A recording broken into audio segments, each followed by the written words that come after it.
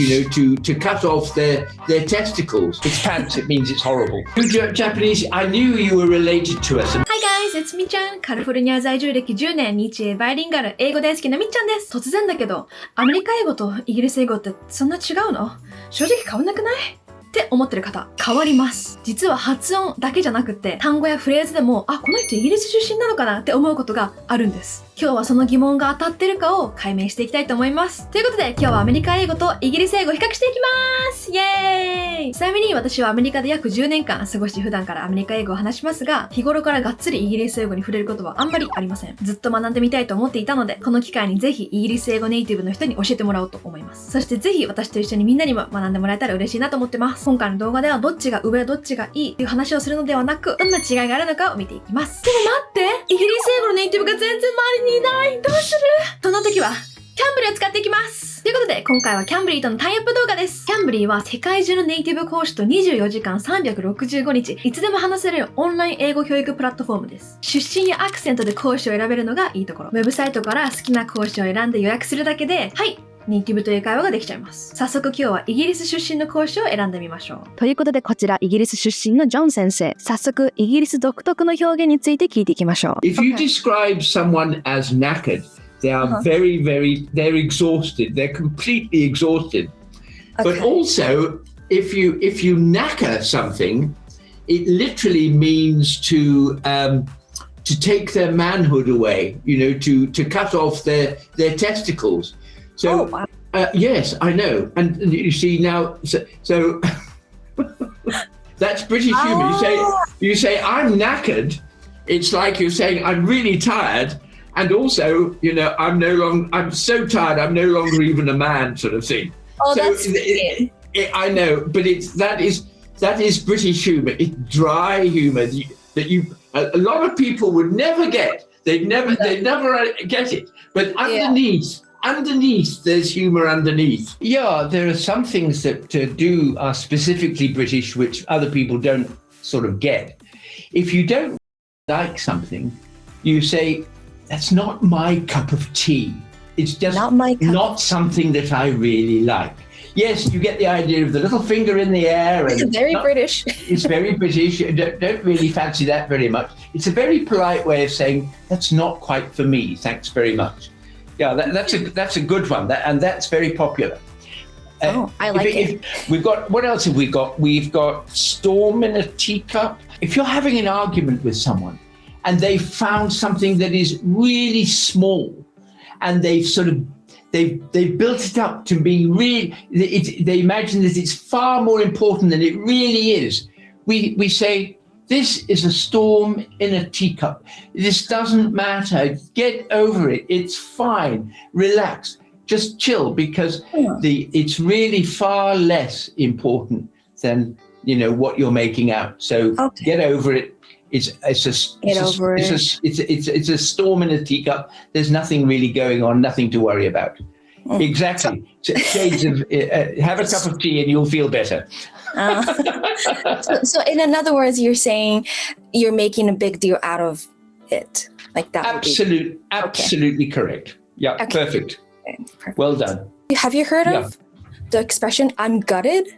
Oh yes. If you feel gutted, it gives you the feeling that you're hollowed out, that something really quite terrible has happened, and when you are gutted, you feel huge sadness, a lack of energy.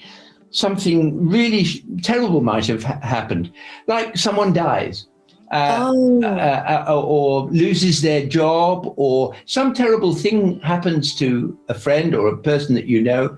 We just say, oh, geez, I'm gutted. There's nothing else to say. You just feel sympathetic, or very unhappy, or very sad, or sympathetic with someone. I heard this expression so many times in Hollywood reality TV shows on Netflix.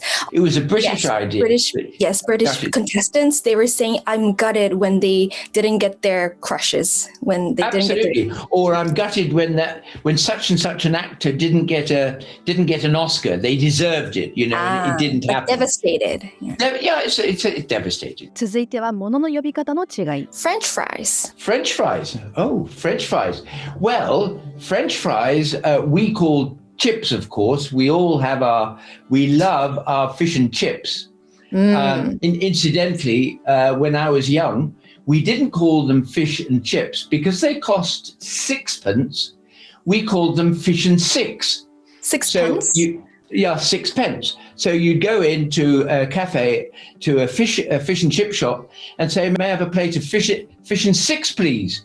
And the person would know what was going on rather That's so than cool. fish and chips. And by the way, there was a time not very long ago when France was out of favor in America, and they'd done something wrong in the Iraq War, perhaps, or something like that. Anyway, sadly, what happened then was that instead of calling them French fries, in America, everybody stopped using French fries and they started calling them freedom fries, which is very American. That's very French American. fries were, for a long time, they were called freedom fries, and they wanted to get rid of the idea of anything to do with the French at that time. I think French fries are back now, so France, I think, is in favor again. I've never heard of freedom fries. That's crazy. No, that's because you're too young and you're a young thing. Then what about chips? Potato chips. Oh, we've got a lovely word for potato chips. Potato chips is a bit soggy. For us, potato chips are crisps. Crisp. It's onomatopoeic. You get the word and the sound of the word comes through in the word crisps. You feel the cr and the risps. So you have this light taste and you can feel the crunch of it. So we prefer the word crisps to your it's kind of mouthful. It's kind of mouthful, but it sounds really nice. It's satisfying. It is. What about the bathroom? No, we don't go to the bathroom, my dear. Bathroom, it's not a bad word.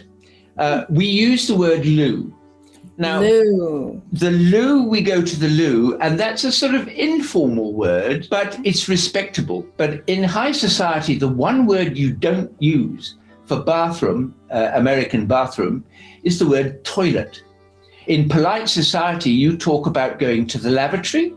You can talk about going to the loo, but going to the toilet is a little bit what we call naff. So loo or lavatory are the more polite terms. And the loo is rather nice. It's just, there's no embarrassment with the word loo, nor with the lavatory. It's cute sounding. It's very easy to pronounce for everybody. Yeah, very much so. It is very easy to pronounce. So lavatory is the most polite expression of all, but it tends to be a little bit more out of favor. If you go to a shop or a supermarket and you need to go, then there's a little sign saying toilet. And it sounds a bit functional, but lavatory is more sedate, and loo is just nice, informal, and polite. What about pants? Oh, pants, my dear, that is pants. Pants. We never talk about pants in polite society because, of course, that refers to our undergarments, my dear. Yes, knickers, underods, whatever. So knickers is also a British expression, I think. Yes, very much so. So pants are your trousers, and so we stick to the word trousers.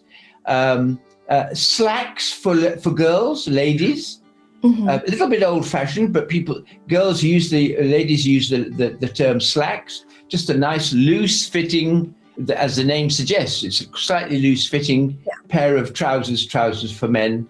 But pants, very much an American. I don't know why they went from undergarments to full-on trousers with this dreadful word pants.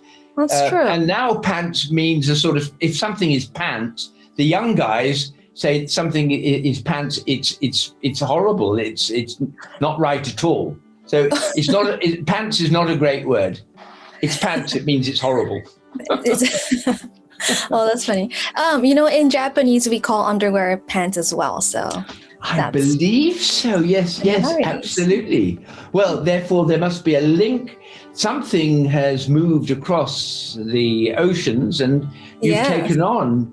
Now, do you mean pants as trousers or pants as undergarments? Undergarments, underwear. Okay, so in other words, it's come from Britain rather than from America. So well done to the Japanese for taking our British ideas rather than from the Yanks. 続いては発音の違い。 Okay, let's go through a couple of pronunciation differences. All right, what would you like? Schedule.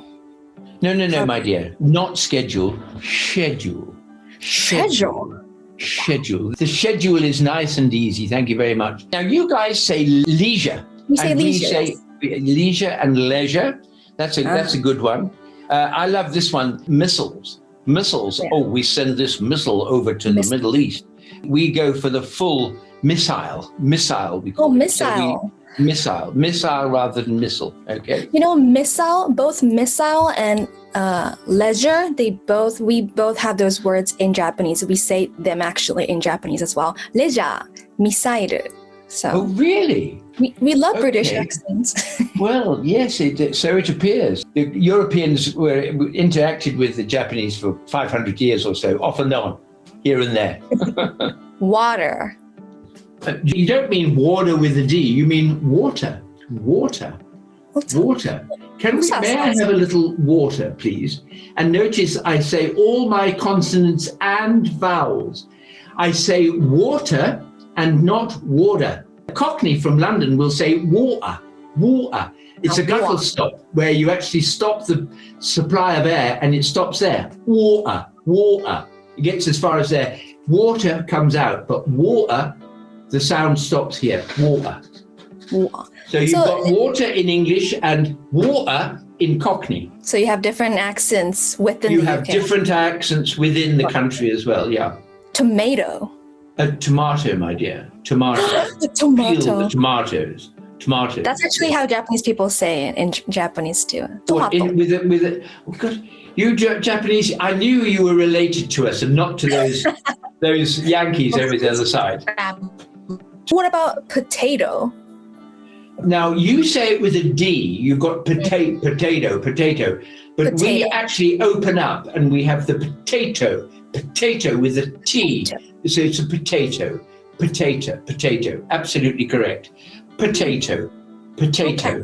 With American. You say it with a D at the end. The American with a D. Yeah, we like the D sounds, yes. You love it. Yeah, well, the D and the T in phonetics is often confused. And people struggle with the difference between the T and the D. It's all to do with what you do with your tongue. D and T. Slight difference, but it makes all the difference. You find that accents are all about the position of the mouth, the tongue, and the teeth, and where they all fit together. It's very, very small distances. Can't. You mean can't? I can't do this. Please, I can't do this program anymore. I've had enough. I want to go away now. I can't. As in aunt. Aunt, yeah. Oh, okay. ということで、アメリカ英語とイギリス英語を比較してみました。どうでしたか？意外な違いが多かったんじゃないですか？Camblyを使ってみた感想として、当たり前のことながら講師の英語はすごく自然で、会話のテンポもすごくリアルでした。リアルな英会話を練習するにはもう最適な場所だし、英語で英語に関することを教えてもらうのもいいなと思いました。もちろん英語以外のトピックについても学ぶこと、話すことできます。その場で教えてもらうのがすごい学びになったし、出身で選べるから狙ったアクセントで学べるのもすごくいい。個人的に講師の挨拶動画が見れるのがめっちゃ良かったね。その挨拶動画で実際のアクセントだったり、その人の人柄が見れるから、自分が話しやすそうだなって思う雰囲気の講師を選ぶことができるの。正直ね、みんな評価高いし、みんないい人そうだから迷いました。私が思ったより効果的なCamblyの使い方としては、何の準備もなくいきなりレッスンを受けるよりも、話すトピックを持っていくとより話も盛り上がるし、会話も広げやすいなって思った。でも何もトピック用意してなくても、講師の方がガンガン聞いてくれる。もう私のことはいいからあなたのことを聞かせて、今どこにいるのみたいな感じでどんどん聞いてくれるので、もし何も用意しなくても楽しいレッスンにはなります。例えば今日のトピックはもう明確にアメリカ英語とイギリス英語を比較したいです。こういうトピックで話したいですって伝えてるけど、例えばもっとフランクに今日はお互いの趣味について深掘る時間にしたいですとか、とにかく何でもいいから私が話す練習にしたいですとか、そういうリクエストをするのもあり。あと普段からネイティブの人と自由に話す機会ってなかなかないと思うから、特にそういう人はこれを実践の場としてとにかくアウトプットの練習をしてほしいです。例えば教科書や本で学んだばかりの単語を一つ決めて、今日は絶対にこのレッスン中にこの単語を使うぞって決めておく。そして頑張って使ってみる。もし講師が微妙な反応をしたら、むしろチャンスで今頑張ってこの単語を使ってみたんだけどどうかな、正しい使い方だった、自然だった、絶対素直にフィードバックをくれるはずです。こうやって実際に使ってみて学んだ方が確実に身につくので、ぜひトライしてみてください。今までいろんな勉強法とかアプリを試してみたけどなかなか効果を感じないなって思う人がいたら、ぜひこんな感じで少しやり方を変えてCamblyを試してみてほしいです。そんなCamblyはなんと今年最大の超お得なキャンペーンを実施中。このコードを入力し登録すると最大 50% の割引がゲットできます。詳細は概要欄を見てね。本気で楽しく実践的な英語力を上げたい人、ぜひ一回試してみて。Alright, thank you so much for watching till the end. I hope you enjoyed and I'll see you in my next video. Bye!